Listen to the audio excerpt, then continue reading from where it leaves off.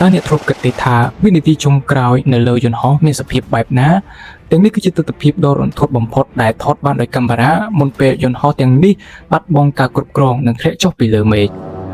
នៅកម្ពស់ 30,000 feet គ្មានពេលឯណាសម្រាប់រីរេចិត្តនោះទេការសម្រេចចិត្តត្រឹមតែមួយប្រព្រឹត្តភ្នែកគ្រោះថ្នាក់ដែលស្មានមិនដល់និងទស្សនវិជ្ជាដែលមិនគួរជឿហេតុការណ៍ដ៏រន្ធត់នៃវិស័យអាកាសចរទាំងអស់នេះត្រូវបានថតជាប់ដោយកាមេរ៉ា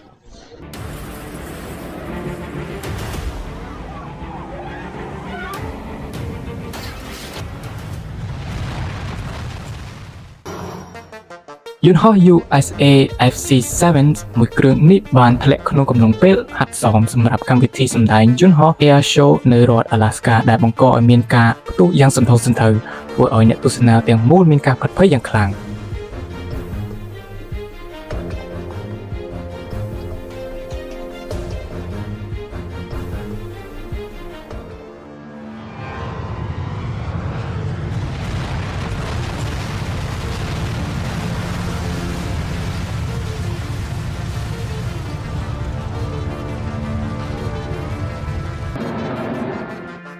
យន្តហោះចម្បាំងរបស់ Soyuz JAI 39មួយគ្រឿងនេះបានធ្លាក់ក្នុងកំឡុងពេលចុះចតកាលពីឆ្នាំ1989បន្ទាប់ពីមានការបញ្ជាក់កំហុសបច្ចេកទេសប្រព័ន្ធ software ដែលធ្វើឲ្យយន្តហោះបាត់បង់លំនឹងនិងឃ្លីងឃ្លងយ៉ាងខ្លាំងប៉ុន្តែអ្នកបើកបរសាកល្បងរូបនោះបានរស់រានមានជីវិតទោះបីជាឱកាសមានតិចតួចក៏ដោយ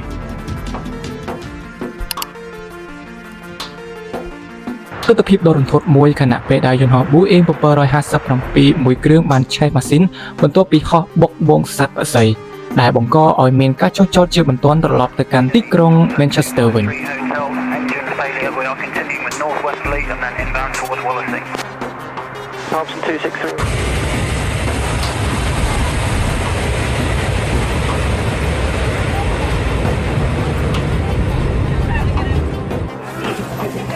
కరెంట్ దగ్గర ఉన్నాడు బాబు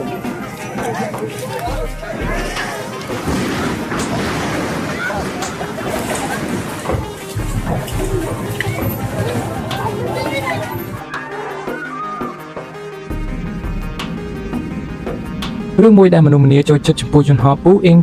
737ចំនួនមុនគឺឧបករណ៍បង្វាយកម្លាំងរុញច្រានដែលមានរាងដូចសម្បកលៀសដែលវាបានបន្ថែមទម្រង់មេកានិកមើលទៅលេចធ្លោនិងស្រស់ស្អាតប្លែកភ្នែកដល់តួយន្តហោះ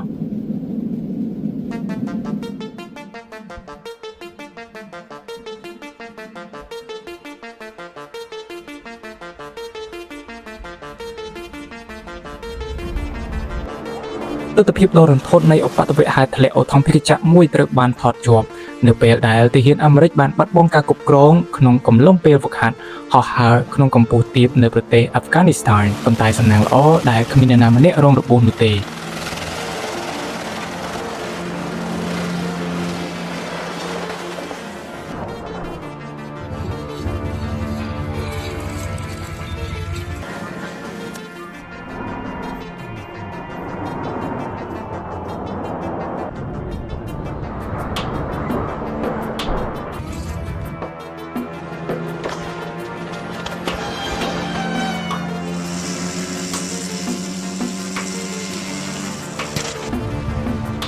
ការហោះហើរធម្មតាមួយបានក្លាយជាសោកនាដកម្មដ៏រន្ធត់នៅពេលដែលយន្តហោះរបស់ក្រុមហ៊ុន Airframe ជើងហោះហើរ296បានហោះទាបពេករួចក៏បុកទៅនឹងដើមឈើដោយសារបញ្ហាប្រព័ន្ធកុំព្យូទ័រ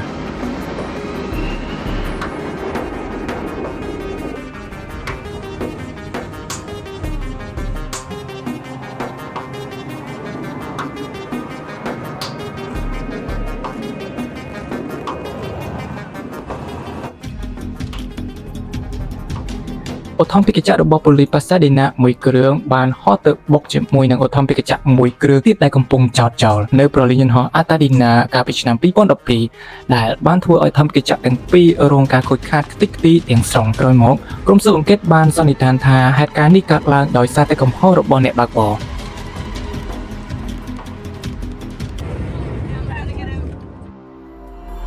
គ្រាន់តែបញ្ហាកំហុសបន្តិចបន្តួចរបស់ឧបករណ៍ចាប់សញ្ញា sensor បានធ្វើឲ្យយន្តហោះទម្លាក់គ្រាប់បែកសម្ងាត់តម្លៃ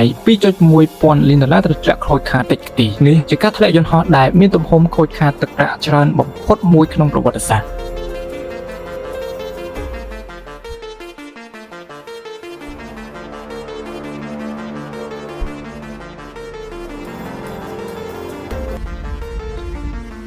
បញ្ហាម៉ាស៊ីនរលត់ភ្លាមៗបានបង្ខំឲ្យអ្នកបើកបរត្រូវសម្រេចចិត្តចុះចតនៅលើផ្លូវ highway នៅក្នុងរដ្ឋ California ការចុះចតស្ទើរតែល្អឥតខ្ចោះទៅហើយរហូតទាល់តែយន្តហោះបានទៅបុកជាមួយនឹងរថយន្តមួយគ្រឿងរួចក៏ផ្ទុះឆេះឡើងតែម្ដង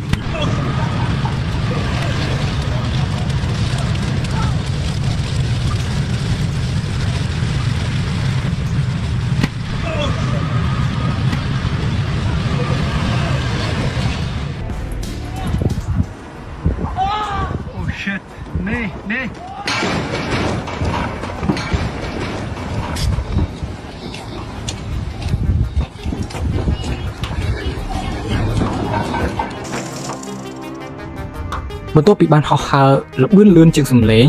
ឆ្លងកាត់ពីលើនាវា USS John Paul Jones ក្នុងឆ្នាំ1995មកយន្តហោះចម្បាំង F-14 មួយគ្រឿងនេះបានជួបបញ្ហាម៉ាស៊ីនខូចខាតយ៉ាងធ្ងន់ធ្ងរប៉ុន្មានវិនាទីក្រោយមកអ្នកបើកបរបានលោតចេញពីលើយន្តហោះទាន់ពេលវេលាមុនពេលវាផ្ទុះឡើង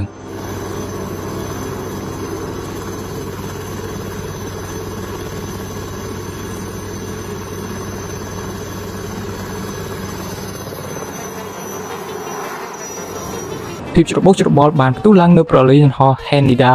ក្នុងទីក្រុង Tokyo នៅពេលដែលយន្តហោះរបស់ក្រុមហ៊ុន Japan Airlines បានបុកគ្នាជាមួយនឹងយន្តហោះរបស់កងការពារឆ្នេររួចក៏ចាប់ផ្ដើមឆាបឆេះយ៉ាងសន្ធោសន្ធៅនៅលើផ្លូវរត់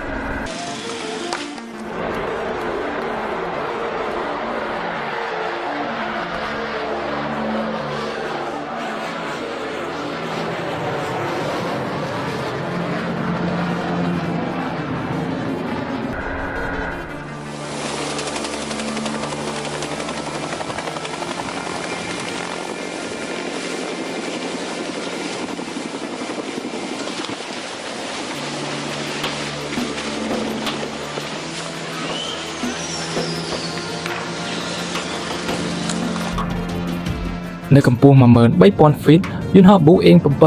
777មួយគ្រឿងនេះបានខូចម៉ាស៊ីនអស់មួយចំហៀងប៉ុន្តែដោយសារការបើកបរប្រកបដោយភាពស្ងប់ស្ងាត់និងការហ្វឹកហាត់យ៉ាងស្ទាត់ជំនាញបានជួយសង្គ្រោះអ្នកគ្រប់គ្នានៅលើនោះឲ្យត្រឡប់មកវិញដោយសុវត្ថិភាពការចុះចតទាំងប្រញថុចញ៉ាច់ភ្លើងឆេះនៅលើផ្លូវរត់ប៉ុន្តែនៅតែគ្មាននរណាម្នាក់រងរបួសនេះពិតជាសំណាងដ៏ធំធេងក្នុងវិស័យអាកាសចរណ៍និងជាជោគជ័យនៃការរចនាប្រព័ន្ធសុវត្ថិភាពដ៏ល្អឥតខ្ចោះ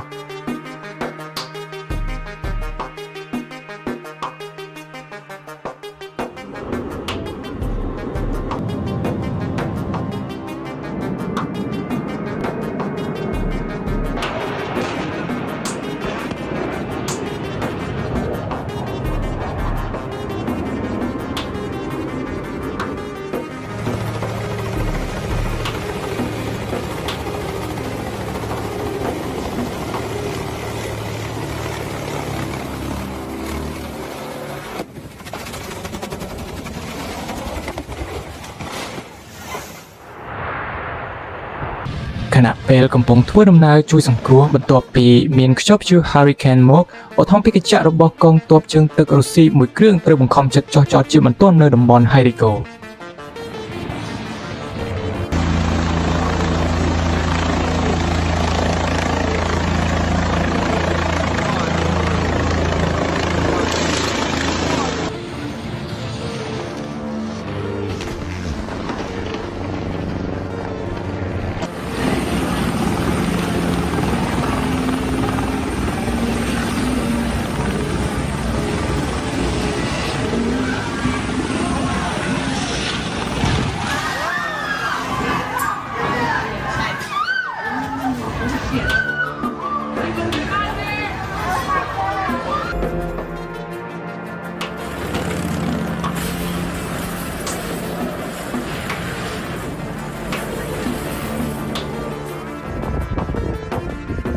ការបើកបោបត់បានក្នុងល្បឿនលឿននៅក្នុងកម្មវិធីសម្ដែងយន្តហោះ Plan with You បានក្លាយជាអន្តរាយដ៏រន្ធត់នៅពេលដែលស្លាបរបស់យន្តហោះ Patinavir បានដាច់ចេញពីគ្នានៅកណ្ដាលអាកាសដែលធ្វើឲ្យវារអិលធ្លាក់ចុះមកក្រោមត្រង់តែម្ដង